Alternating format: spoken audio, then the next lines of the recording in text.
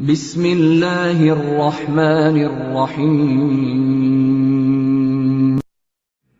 آپ لوگ جانتے ہیں میرے بھائیوں، ایسے وہ لوگ جو دین کے نام پر بطور عبادت کے ایسے کچھ افعال کرتے ہیں، ایسے کچھ امور سر انجام دیتے ہیں جن کے اختیار کرنے کا، جن کو سر انجام دینے کا اللہ نے کوئی حکم نہیں دیا، نبی علیہ السلام نے کوئی تعلیم نہیں دی۔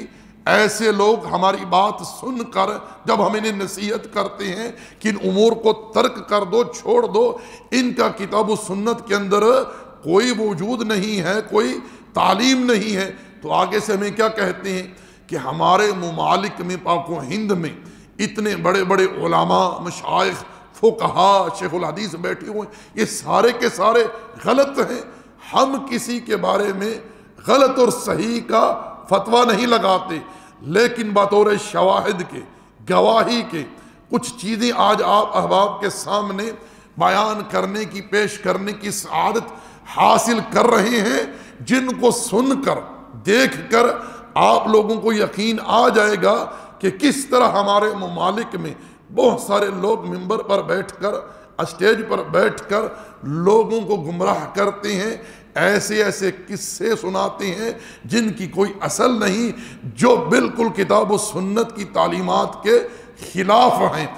ایسا ہی ایک قصہ جو بڑا معروف ہے لوگوں کے ہاں، جسے 5 لوگوں نے بیان کیا ہے، جن کا شمار بڑے بڑے علماء میں، مفتیان میں ہوتا ہے، جن میں طاہر القادری بھی ہیں، حنیف قریشی بھی ہیں، اور ایک جن کا تعلق پاکستان سے، دیگر 2 ہندوستان سے، ان کا نام مجھے نہیں آتا۔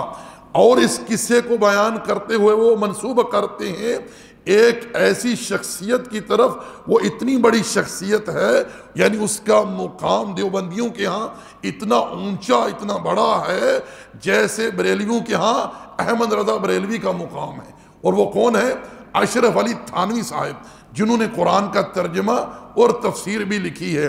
یہ 5 لوگ، طاہر القادری، حنیف قریشی اور دیگر 3 جن کا نام میرے ذہن سے نکل گیا، یہ 5 میرے بھائیوں اس قصے کو بڑی دلیری کے ساتھ منبر رسول پر کھڑے ہو کر، اسٹیج پر بیٹھ کر لوگوں کے سامنے کھلے عام بیان کرتے ہیں، اشرف علی تھانوی کی طرف منسوب کرتے ہوئے کہ اشرف علی تھانوی نے لکھا ہے کہ شیخ عبد القادر جیلانی کا ایک دھوبی تھا، جب وہ مر گیا، اس کے پاس قبر میں جب منکر نکیر آئے، انہوں نے آ کر سوال کیا، من ربک، تیرا رب کون ہے؟ وہ دھوبی آگے سے کہتا ہے کہ میں غوث ثقلین کا دھوبی ہوں۔ یہ قصہ آپ لوگ انہی کی زبان سے مکمل سن لے، پھر ہم اس کے اوپر تعلیق لگائیں گے تاکہ آپ احباب کے سامنے حق کھل کر آ جائے کہ کس طرح اس قسم کے بھیڑیے، دجال، فتنے باز، مکار ممبروں پر کھڑے ہو کر،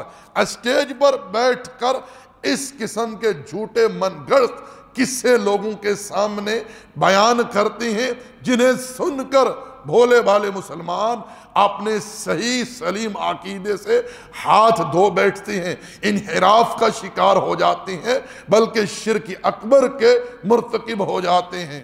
دیوبندیوں کے امام، اس کا نام اشرف علی تھانوی صاحب ہے۔ وہ اپنی کتاب فضائل یومیہ کے اندر 3 مقامات کے اوپر لکھا، میرے غوث الثقلین کا ایک دھوبی تھا، جب وہ مر گیا تو بعد میں اس دھوبی کو کسی نے خواب میں دیکھا تو پوچھا کیا بنا؟ تو کہنے لگا کچھ بھی نہیں۔ فرشتے نے آ کے پوچھا من ربو کا، رب کون ہے؟ تو میں نے کہا میں تو غوث پاک کا دھوبی ہوں۔ منکر نکیر آئے، انہوں نے آ کر سوال کیا مر ربو کا، کہنے لگا عبد القادر جیلانی کا دھوبی ہوں۔ کہا ماں دینوں کا، تیرا دین کیا ہے؟ ارے کہا نا غوث پاک کا دھوبی ہوں۔ پوچھا ما کنت تقول فی ھذا الرجل، کہنے لگا اتنی پہچان بھی نہیں، گناہگار آدمی۔ حضور غوث پاک کے گھر سے کپڑے آتے تھے، دھو دیتا تھا۔ حضور غوث پاک کا دھوبی ہوں، اتنی بات قبول ہو، بخش دو نہیں تو سزا دے دو۔ فرشتے حیران، یا اللہ کیسے بندے سے پالا پڑا، جو سوال کرتے گے جواب ایک ہی دیتا ہے کہ میں عبد القادر جیلانی کا دھوبی ہوں۔ فرشتوں نے کہا مولا کس بندے کے پاس بھیج دیا؟ اب تک 2 ہی بندوں سے واسطہ پڑا، ایک وہابی اور ایک سنی۔ حضور غوث اعظم قبر میں آئے اور فرمانے لگے کیوں تنگ کرتے ہو میرے ماننے والے کو؟ فرماتے ہیں حضور غوث اعظم نے فرمایا مجھ سے پوچھو کیا پوچھنا ہے۔ مجھ سے پوچھو. فرشتے کہنے لگے ہم پوچھتے ہی نہیں, ہم پوچھتے ہی نہیں, عبد القادر جانے اور خدا جانے. رب کی بارگاہ سے حکم ہوا, اے فرشتوں, وہ اگر ہمیں نہیں جانتا تو کیا ہوا, ہمارے محبوب غوث اعظم کو تو جانتا ہے. حکم ہوا, تھانوی صاحب لکھتے ہیں کہ حکم ہوا فرشتوں اسے جنت لے جاؤ کہ یہ میرے عبد القادر جیلانی کا دھوبی ہے. اس دھوبی کی بخشش ہو گئی, دھوبی کی بخشش ہو گئی. اس پر تھانوی صاحب لکھتے ہیں, فرماتے ہیں کہ اس کی بخشش ہو گئی. اور کیوں ہوئی؟ کہتے ہیں کہ دھوبی کا بار بار یہ کہنا کہ غوث پاک کا دھوبی ہوں اس کی نسبت کے کبھی ہونے کی دلیل تھا.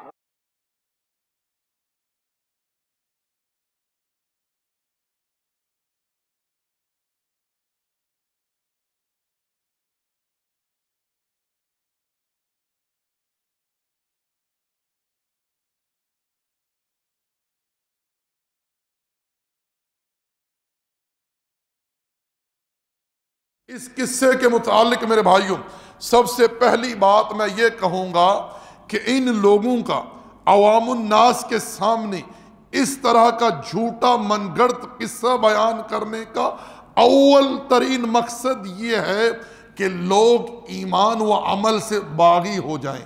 یعنی وہ شخص جو شیخ عبد القادر جیلانی کا فقط دھوبی تھا, دھوبی ہونے کی وجہ سے اس کی بخشش ہو گئی, نہ ایمان نہ اعمال. اور یہاں نبی علیہ السلام اپنی بچی سے, بیٹی سے کہہ رہے ہیں, اٹھائیے صحیح بخاری, اس کے اندر یہ بات موجود ہے کہ امام الانبیاء علیہ السلام اپنی بیٹی سے کہتے ہیں یا بنتی عملی انی لا اغنی عنکی من اللہ شیئا, میری بچی عمل کر, میں قیامت کے دن تیرے کسی کام نہیں آ سکوں گا. ابو طالب ساری زندگی نبوت کا ساتھ دینے والا, خدمت کرنے والا, پرورش کرنے والا, دفاع کرنے والا, حالت کفر پر مر گیا. اللہ کے رسول علیہ السلام کو رب ذوالجلال نے استغفار کرنے سے بھی روک دیا, منع کر دیا. اسی طرح نبی علیہ السلام اپنے صحابہ کو جب دفن کرتے تو کیا حکم دیتے کہ لوگوں اپنے بھائی کے لیے استغفار کرو, ثابت قدمی کی دعا کرو, کیونکہ اب اس سے سوالات ہوں گے.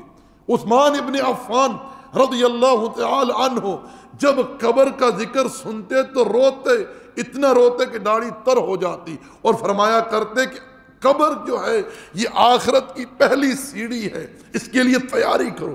نبی علیہ السلام قبر پر بیٹھتے تو لوگوں کو ترغیب دیتے, لوگوں اس کے لیے تیاری کرو, یہ بڑی وحشت کی جگہ ہے.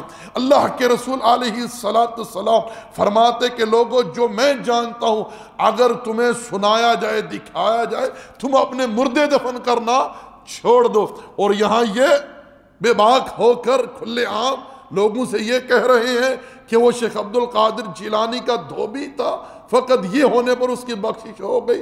اس پر مزید بات کی جا سکتی ہے, لیکن آپ لوگوں کے سامنے میرے بھائیوں حقائق کچھ تو کھل کر آئے ہوں گے کہ کس طرح یہ لوگ دلیری سے کھلے عام لوگوں کے سامنے جھوٹ بولتے ہیں, اور کوئی ان کو روکنے والا نہیں, کوئی سمجھانے والا نہیں, کوئی نکیر کرنے والا نہیں. لوگ بیچارے جاہل عوام الناس آگے بیٹھ کر واہ واہ رہے ہیں اور یہ سمجھ رہے ہیں کہ یہ پیر کی کرامت ہے. اللہ کے بندو, ان چیزوں کا تعلق امور غیب سے ہے جو اللہ کے سوا کوئی نہیں جانتا. یہ لوگ جھوٹ بولتے ہیں, مکار اور دجال ہیں, جو اس طرح کے جھوٹے قصے آپ لوگوں کے سامنے بیان کر کے آپ لوگوں کو قبر پرستی کے شرک میں مبتلا کرنا چاہتے ہیں. اللہ المستعان.